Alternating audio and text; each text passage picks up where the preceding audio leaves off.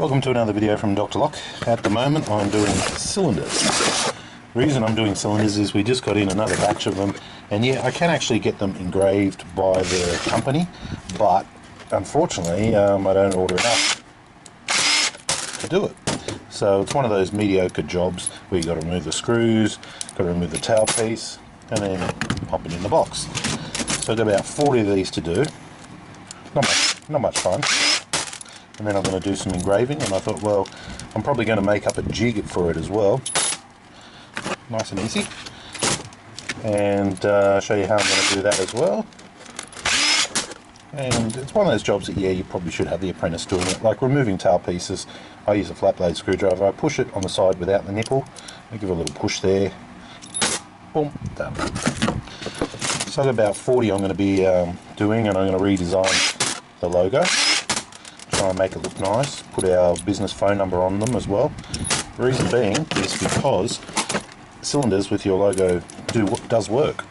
Does work. Had a couple of jobs from it actually. So there we go. Oh, left a screw in that one. That's alright, I'll dig him out later.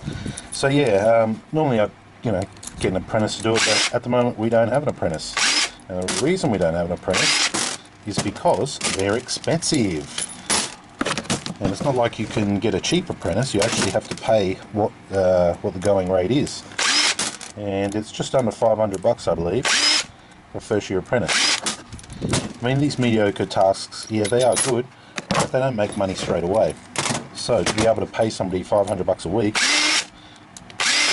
while they learn on how to swing a hammer sometimes is not very profitable. And when you add up how much profit you need to make a clear, easy $1,000 a week to have an apprentice.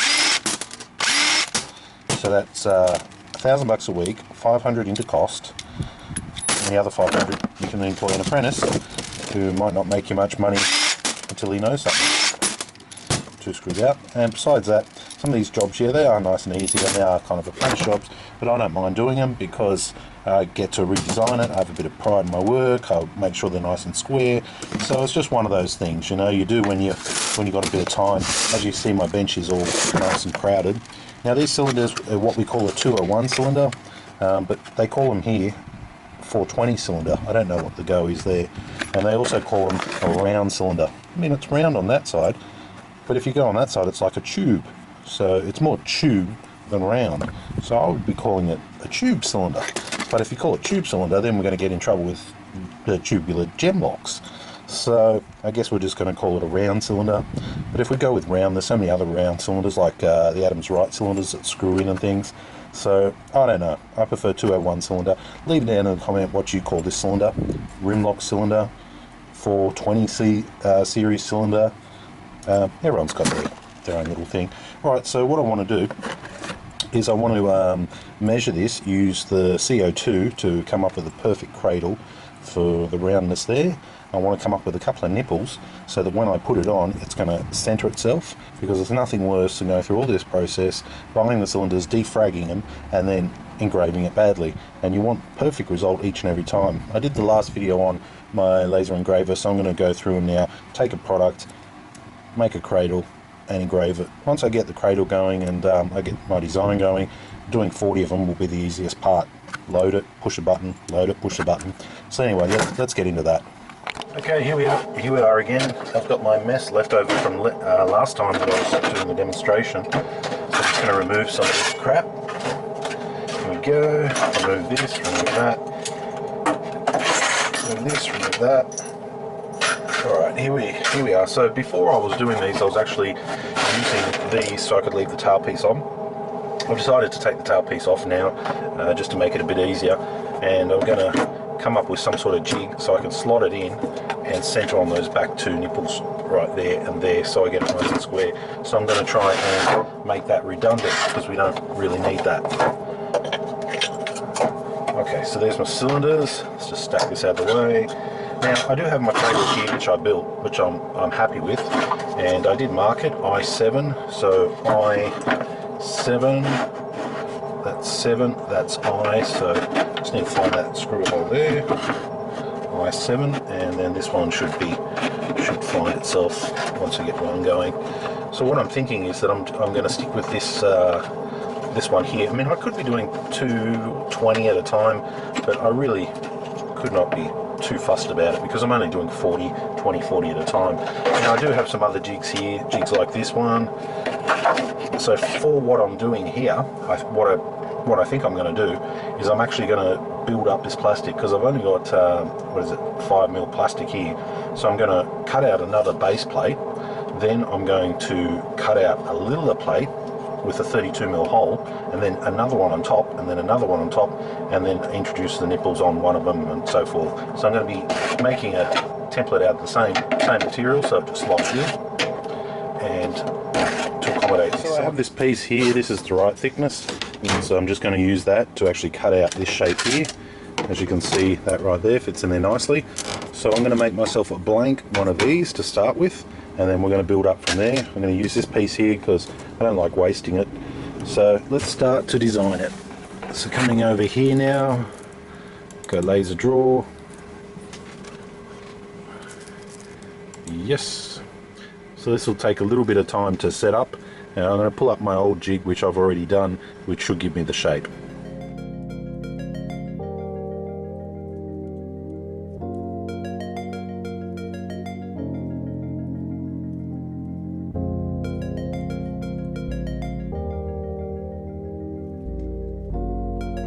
So I've brought up my jig template, which I've saved on computer from last time, so it's going to give me the exact shape.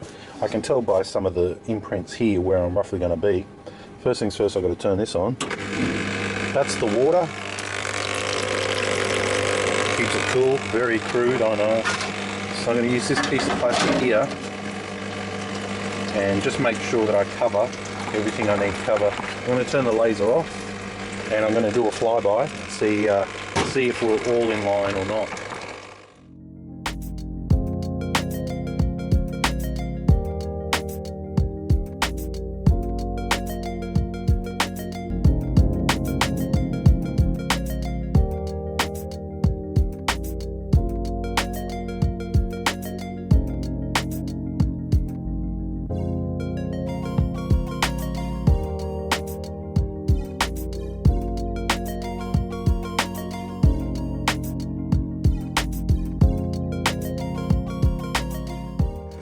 Okay, so it's just finished. I went 4 times over it, let that smoke clear. And you might have noticed a little flare up down there. It started to burn, so I had to drop the power so that way it wouldn't have a flame in there. I don't really want a flame in there, and if you do, it can just, you know, dirty the laser, soot everywhere. So I had to monitor it. So I went 4 times over.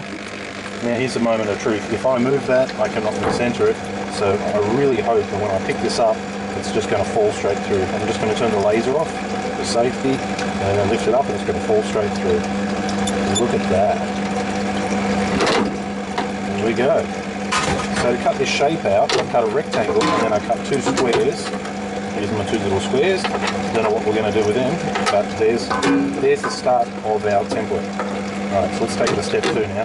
This is step 2. I've turned that machine off. It was just making too much noise. Alright, so let's see how accurate it is. I saved my layout from last time, and if all goes well, this will just slide in there with no gap. Look at that. No gap whatsoever. Perfect each and every time. Straight off the machine, the finish is slightly rounded, like it's a, you know, it's slightly of a melted type edge, so it's really nicely done. I'm going to use my pen here and just mark this, because this is our area. You can see the markings. This is our area now I want to work with, and I want to try and build that up like that. So I'm going to bring out my trusty ruler. Here it is here. And let's see, I'll probably end up just gluing a stack on top to get that height that I want to achieve. So that is 58mm. So I think if we went 55mm, we could leave ourselves a couple of mil on either side. So 55 is probably what I want. 55 by 80. So now we want some pieces 55 by 80 with a 32mm hole in them, and we probably want to, if you look at this thickness here, we probably want, you know, 5, 6, 7 of them, and then we're going to stack them and glue them together to achieve that height. Okay, so here's my layout. So I'm just basically just going to do a box here, as you can see, and the width of that box we said was 55, so I've just put it in the top corner right here, 55, and the height we were going was 80. So I'm just going to put that there, and that's it. Now we have this square right here, so that we're quite happy with. Now we did want a 32mm circle in the middle, so I'm going to do a circle here. I'm going to roughly center it by eye, because we can adjust our design when we're engraving to be where our jigs are. Now on the side here it says width and height of this circle. So if I get out my vernier calipers, which should be somewhere here, don't tell me they're not here. Oh, there they are. You always need vernier calipers on. So I'm going to get my cylinder now, and I'm just going to measure the outer body there. So I've got 29.9.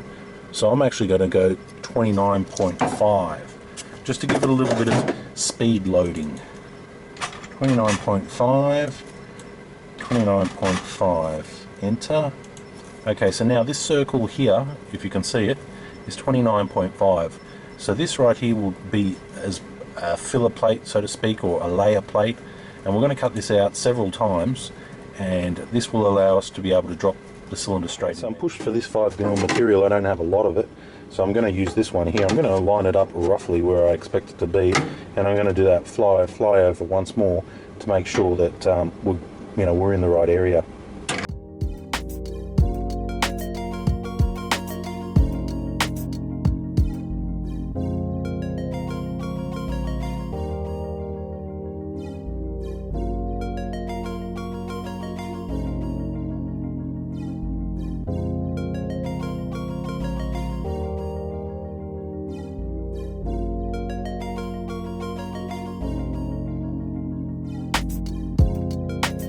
I'm just going to turn the laser off now so it can't hurt me. I'll turn that off so you can hear me. Let's have a look. So that's our piece of material right there. And it looks like we messed up here because it didn't actually just drop straight out. But I can see it's almost there. One little push. One little push. So that's our piece of material right there with a little bit of a rough edge. So I can work with that. Still hot off the press too. Okay, so let's have a look at this. So here is our base plate. Here is our packing plate. And look at that. Look how nicely that just sits in there. There's that 5mm I left it. So basically I'm going to be gluing all these on top, layering and layering and layering until we have a jig that we can just slide in. So this is the idea. It's going to be interchangeable, perfectly lined up. I pop a cylinder on top, it lines up nice and square, and I hit print. So I'm going to do maybe, looking at that, probably another 4 or 5 of them.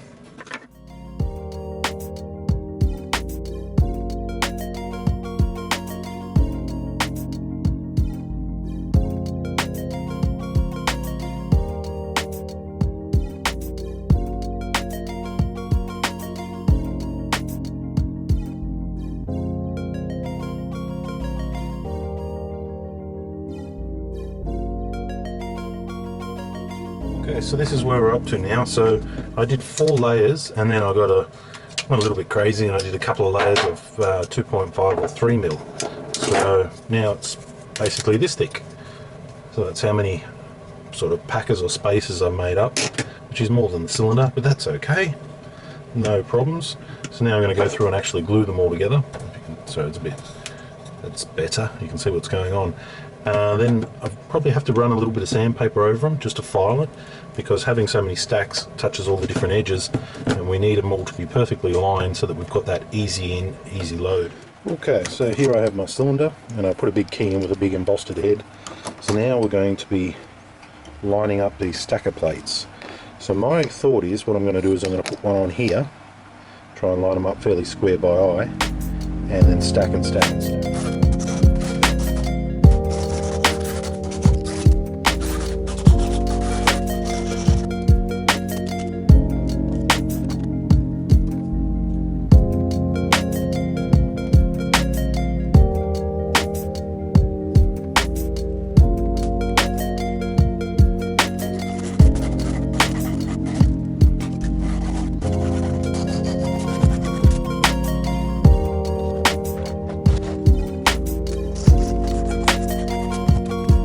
So I've got my stack, I'm happy with that.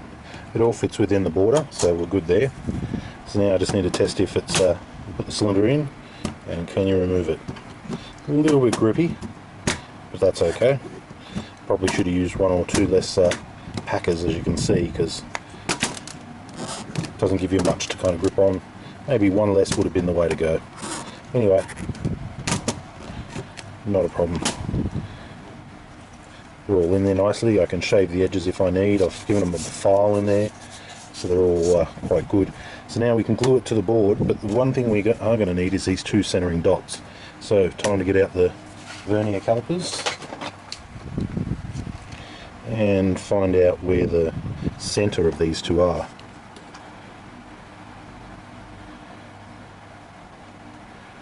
Okay. So I've got 21, so I think 21 and a half, or is it 22?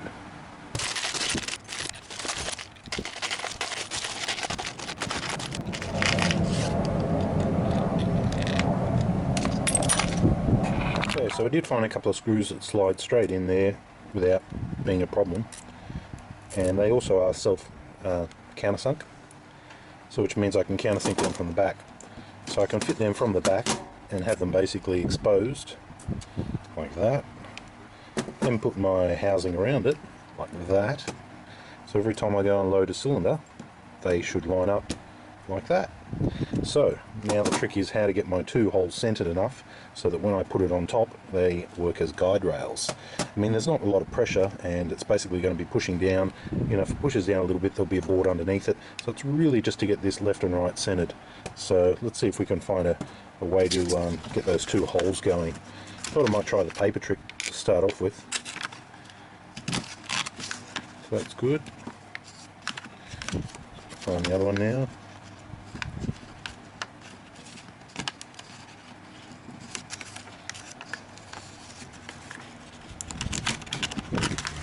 Okay, checking how they slide in and out. Okay, so they seem okay. That spacing there should be reasonable. Now let's transfer it over.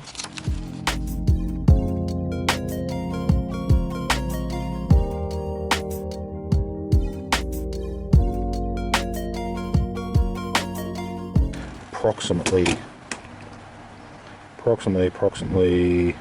21.3. Just check our centers on them. Approximately, so they're fairly close. Let's just hook in and see how it goes. Okay, so I've got a very rusty countersinking tool here, and I've got my screws. So I want to leave as much meat as possible. So I might even go bigger on that one. Okay, time to drill. Let's see how we go.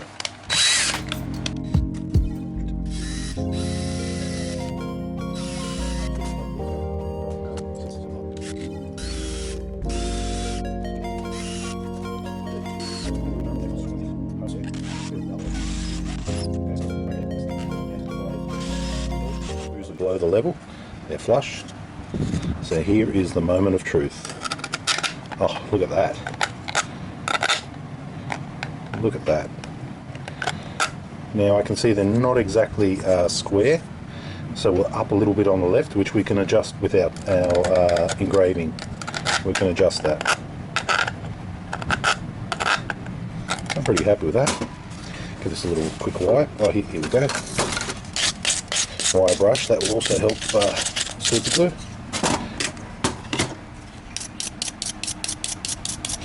Get a nice good surface on it, a few little scratches on a very glossy surface. Okay, so I want this side down and I want that to center just like that. Okay, so we're only going to get one shot at this. The super glue is going to dry super fast. Make sure it's super clean. Okay, here we go.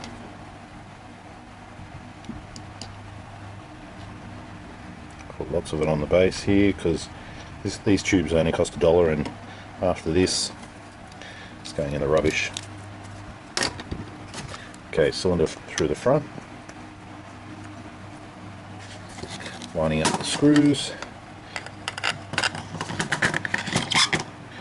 and pushing down nice and squarely. Push, push, push.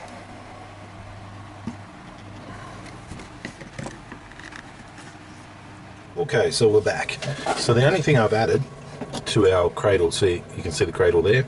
We've done the 2 screws on the back. The only thing I've added is this part here, which is one of these ones I had. Reason being is because I want quick loading. Perfect, slides in perfect. So I want to be able to put a cylinder through there, drop it in, and basically when I'm done, pull it straight out. Because any good cradle, any good jig has to be quick loading. I mean, I can feel it a little bit when I push it in. I probably could have gone, I did 29.5, I probably could have gone a little bit better on the actual, you know, this part here. I could have filed it out a little bit more too. I can always remove those screws and give it a little bit more if I want. It'll probably just wear in. Okay, so now it's time to do a template and do these 40 cylinders. Put the tail pieces back, put them back in the box. Now that jig should always be the same. Load it, push it, zap it. Every time we readjust or do a new template, we're going to have to recenter those 3 dots right there. If you can see them, I'll turn this off. See those 3 dots? So I'm going out, and I'll bring them all to the one focal point. So anytime you change jig, you'll need to actually do this. And they were pretty good. So unfortunately, this is as close as I can get you to the screen. So what I'm doing now is I'm just going down to my USB and I'm picking up my image here, which is in, I think I'll go PNG, which is hopefully image with no ground. Ooh, we crashed. Let's try that again. EasyCAD 2. Okay, pick up my image, go down to my USB. And I've never done this one. This is a completely new, crashed again. Completely new template. So let's try that a 3rd time. Let's try JPEG this time. I was trying PNG, which to me, I remember it as page no ground. Okay, so that is our image right there, which is not too bad. I don't know how that's going to look on a cylinder. I wonder if I have a crap cylinder here. No, I don't. Oh well, I'm going to have to sacrifice a cylinder to find out. Now, first of all, let's just check how big that is. If we go red, that's how big it is. It's nowhere, not even close to what we need. So let's reduce that. Reduce it by about that much. Bring it across a little. Go red again. Move it up. Okay, so that's what we're looking at. Still too big. Dropping it down, red again. That looks a little bit better. That looks a little bit better. That's what it looks like on screen. So now what I'm going to do is I'm going to put some text in beside it and see how nice we can make this. Our text is way too big. Look, we don't want all capitals.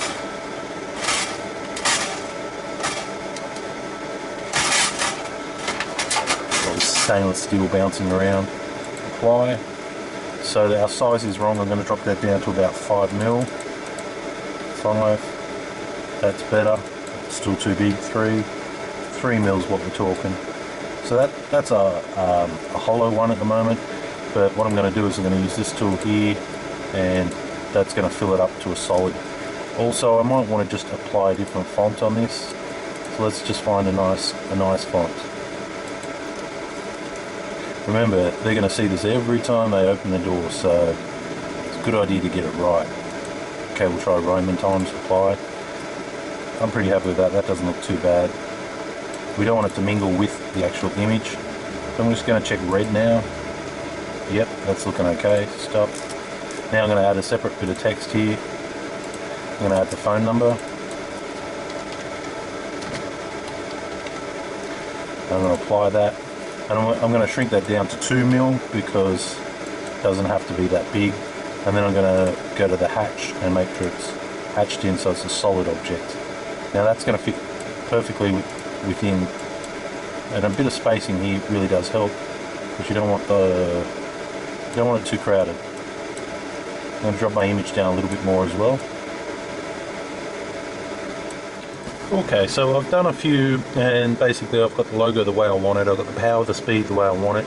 I've moved these down just a little bit, so now they're lining up with the jig, and now that I've done all that, I can save it and it'll be perfect each and every time. And now that I've taken you on the journey, I might as well show you how we go. So I'll just put you there, so that way you can kind of see what's going on. So here's the new jig that we made, and I'm just going to put that one through there, rotate around, drop it in, give it a little push it up, and hit the button.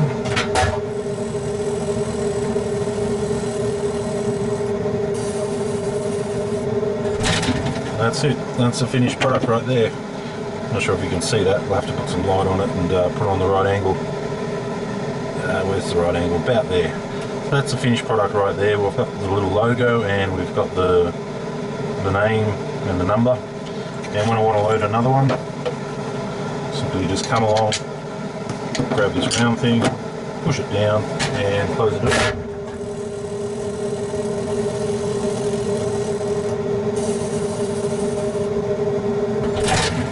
And there we have it. I'm not sure if you can, you can probably see it a little bit from there, and that's it. So each and every time I can load it, it's going to be perfectly centered, it's going to be perfectly the same as the last one. Push.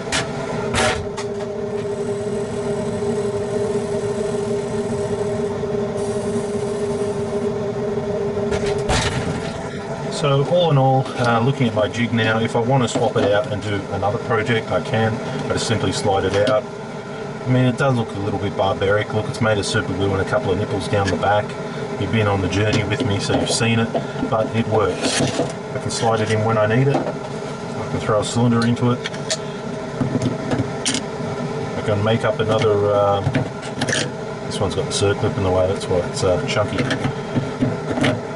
There we go. I mean, if I wanted to, I could make up a new design, slightly put it on a slight angle, and away we go. But everything lines up. So that's making a jig for the laser engraver and doing 201 cylinders. Leave your comments down below, and thanks for watching.